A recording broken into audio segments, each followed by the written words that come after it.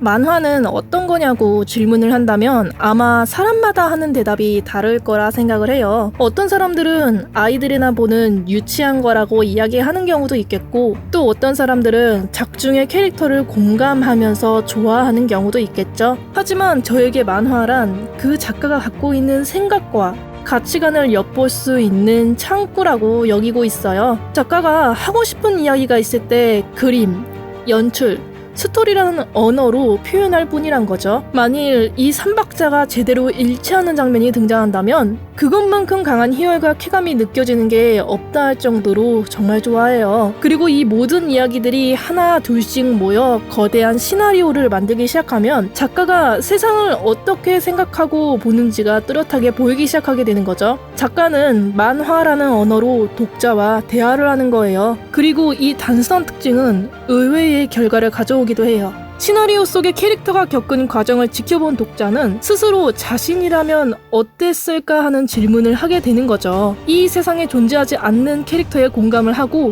그 캐릭터가 겪었던 일을 통해서 자기 자신을 되돌아보게 하는 거죠. 작가라면 누구나 한 번쯤 원하는 이 현상은 짧은 시간 안에 가장 효율적으로 전달할 수 있는 방법이 있어요. 바로 캐릭터의 죽음을 통해서 말이죠.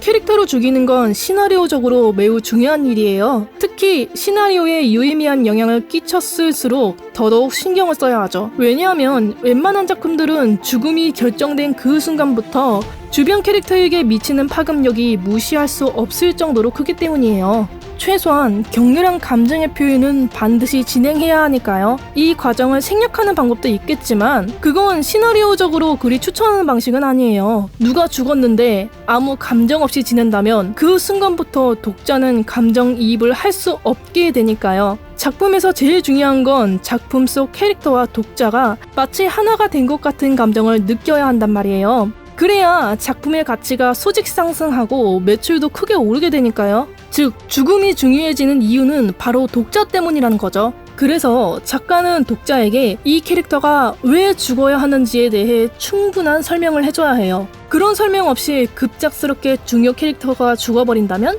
그로 인한 감정을 독자가 감당하기 어려워지기 시작하게 돼요. 만약 받아들이지 못한다면 무슨 현상이 생길까요? 나루토의 카구야 꼴 되는 거예요. 카구야가 나루토 덕후계에서 어떤 취급을 받고 있나요? 냉정하게 이야기합시다. 찬밥 신세죠. 자신이 생각하는 나루토는 마다라에서 끝났다고 이야기하는 사람들이 훨씬 많아요. 이게 단순히 카구야 편이 시나리오가 이상해서만은 아닐 거예요. 카구야가 등장하기 직전 마다라의 죽음이 그만큼 설득력을 잃었기 때문이니까요. 그렇다면 사람들이 받아들일 수 있는 죽음에는 어떤 게 있을까요?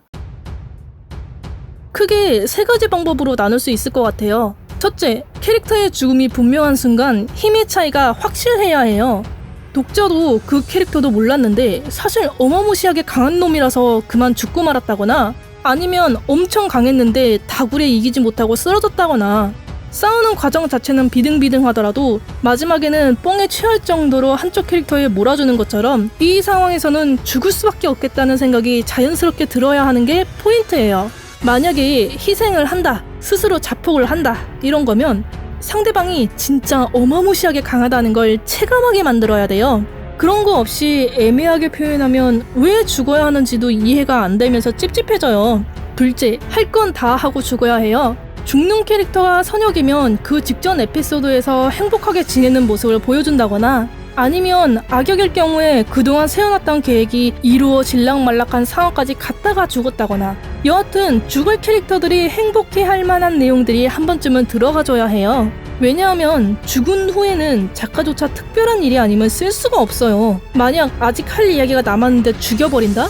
작가 입장에서는 까딱 잘못하면 대규모 시나리오 하나가 통째로 폐기가 될 수가 있어요. 그러니 완전히 죽기 전까지는 할 수 있는 이야기는 다 해야죠. 뭔가 긍정하는 척 하다가 갑자기 예상치도 못한 상황에 휘말려서 죽었다 한다면 그래야 그 죽음 자체가 얼마나 많은 무게가 실리고 흥미가 돋겠어요. 마치 목표점에 거의 다 왔는데 안타깝게 죽어서 그러지 못한다는 착각도 들게 하잖아요. 셋째, 주변 캐릭터의 반응이 확실해야 해요. 슬퍼서 울었다거나 그 사람의 의지를 잇는 새 캐릭터가 등장한다거나, 아니면 죽음으로 인해서 사회 전체가 흔들렸다거나 등등 캐릭터의 죽음이 얼마나 가치가 있었느냐를 결정하는 사건이에요, 이게. 앞서 이야기했던 첫 번째, 두 번째 이야기는 죽은 캐릭터가 생전에 했던 것들이 중심이 되어 시나리오의 뼈대가 되는 과정이라면 이 세 번째 과정은 캐릭터의 죽음이 시나리오에 보다 유기적으로 얽히고 설키면서 진정으로 가치가 있는 죽음으로 만드는 과정이라고 볼 수가 있죠. 좀 오바해서 첫 번째, 두 번째를 개판으로 만들어도 세 번째를 엄청 잘 표현하잖아요? 적어도 절반은 먹고 들어간다고 보면 돼요. 이 세 가지 과정을 모두 충실히 따르느냐 따르지 않느냐는 캐릭터가 얼마나 시나리오에 중요했던 건지에 따라서 달라지는 거라서 엑스트라라면 굳이 표현 안 해도 되지만 최근 트렌드는 이런 엑스트라의 죽음마저도 살리는 방식이 인정을 받고 있다 보니까 시나리오 공부를 하시는 분들이라면 최대한 많은 캐릭터들의 죽음을 신경 쓰는 것도 좋을 거예요. 개인적으로 나루토는 이런 특징을 정말 잘 묘사해주던 작품이라서 작가가 그래서 더 캐릭터의 죽음이라는 설정을 많이 썼던 것 같기도 하고, 그렇다 보니 이미 죽었지만 애정을 갖게 되는 것들이 좀 많았죠. 근데 보루토에서는 아 진짜